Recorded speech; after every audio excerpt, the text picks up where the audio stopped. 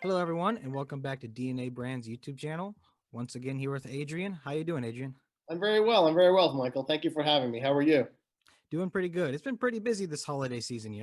Yeah, it definitely has. All year it's been pretty busy. So, I mean, yeah, exactly. It's been a very strange year for pretty much everybody. But let's kind of go through that. What has 2020 brought DNA Brands?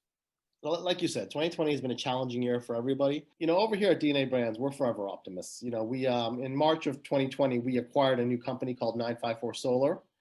954 Solar, basically what that company is, it's a digital marketing company specifically for the solar industry. What 954 did is we built our own proprietary software where we can basically advertise any industry. It's not industry specific. We can pivot. We can start advertising. Right now, we're focusing on solar and the solar market. But if we had to, let's say hypothetically speaking, that the elections turned out differently, and solar was being phased out, which it's not. It's only going to grow. True. We could have easily used our software to pivot and move in another direction.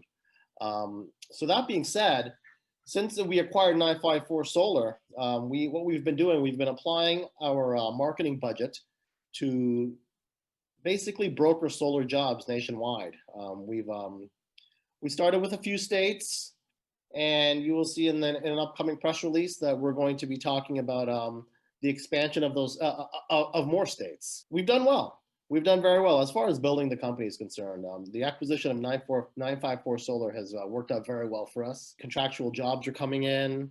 The revenue is coming in. As far as the acquisition of 954 Solar, it's been a delight and it's been a very good thing for DNA Brands this year. Perfect. Yeah. So, despite it being a rough year, you guys have kept it flexible and did what you had to do, and now you're moving forward. You also mentioned the election, right? So, obviously, it looks like Trump's on his way out, and Biden is a big supporter of solar. So, how is that going to affect your business?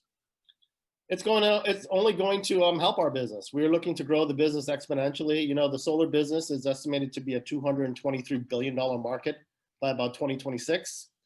That gives us a good 4 or 5 years run to really just work ourselves into that market, capture the market, grow the company on a nationwide basis. Because we are a solar digital brokerage company, we really don't have any boundaries. We can install and cover solar anywhere in the country. And like I said, we initially started off with 3 states, but in an upcoming press release, just basically wrapping up the year, you're going to see that we've expanded to quite a numerous amount of states and are growing every day. So the Perfect. election worked out well. It's going to work out very, very well for us.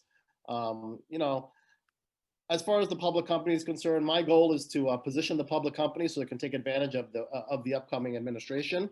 And we believe, and I believe, as the CEO of this company, I'd like to focus my efforts in two main areas. One, the solar business, and number two, like I've always said, we're actively looking for a hemp acquisition.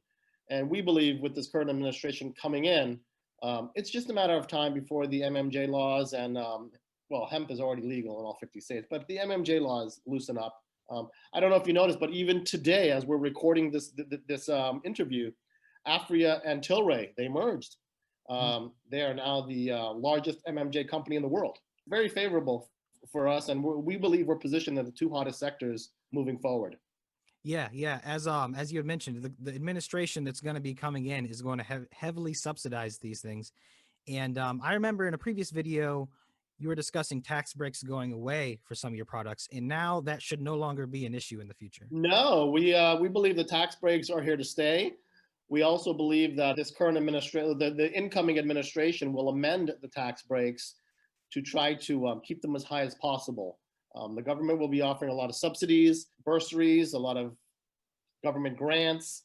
So there's going to be a lot of business for the taking, and we are positioning ourselves with nothing but the best help and the best partners nationwide to basically blanket this country in solar. 954 Solar and what we bring to the table.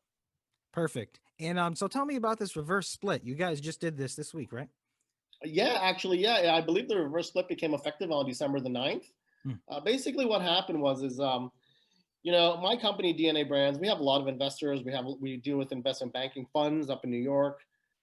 Basically, the brokerage companies are eliminating sub penny stocks. We didn't want to reverse split the stock. We had no problem with where it was. But in order for our clients, our investors, our investment bankers, in order for them to be able to deposit their positions, we really had no choice. We did a 200 to 1 reverse. At the time, there was about 850 million shares outstanding, of which I owned 680 of it. Post reverse, there's about 4.5 million shares outstanding, of which I own 3.4 million shares of it. So now there's about 1 million shares in the public hands. So that's very thin. There's nothing out there anymore. And you're talking about 1.1 million shares in the public hands, of which I know we have at least 400 shareholders. So it's very few shares out there.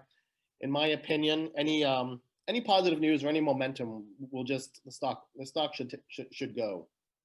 Like I said, there's really nothing, and we look forward to growing the company and reaching a market cap that better reflects where we want to be. We would like to have our stock trading in between 25 to 50 cents a share. Yeah, you mentioned it really cleans it up when you cut down the amount of stocks outstanding like that. You puts it in strong only hands. 1 million shares. Yeah, only a million shares in the public hands. 1.1, sorry. 1.1, close enough to 1 million. Anyways, so tell me about the Reg A updates you were talking about. Right. So as you know, we have a qualified Reg A. They got qualified in January of this year. We really never got to execute the Reg A because it got qualified in January. We acquired 954 Solar in February. And as you know, come March, that was COVID. And that basically locked everything and everybody down. So we haven't really taken advantage of our Reg As yet. We're actually, we'll be amending it in January. But in the interim, we do have, it's open. We are actively, there's a portion of that Reg A that is carved out for new acquisitions and business acquisitions. Mm-hmm. So we're really focusing right now our efforts on bringing on board new projects so that we can acquire new projects and bring them into the public company. Myself and my partner, Andrew, who's the CEO of 954 Solar, our main goal in DNA Brands is to have a company, a holding company as we have, with 2 to 3 revenue sources. So as I mentioned, we have 954 Solar. We're doing well. The revenue's coming in. I would say we're doing between $200,000 to $300,000 a month in contractual sales. Good. That in turn provides a revenue of the revenue sources.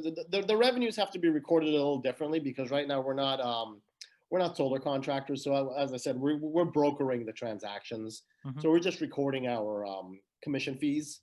But as far as contractual sales, we're there, we're doing it. One of my guys just came and walked in this morning and closed a huge deal. I was very, very proud of him. I've surrounded myself with nothing but solar veterans in this business.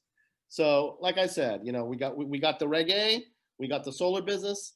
My goal as the CEO of this company is to bring on board a hemp project. I believe over the course of this year, I've traveled extensively around the country evaluating various projects.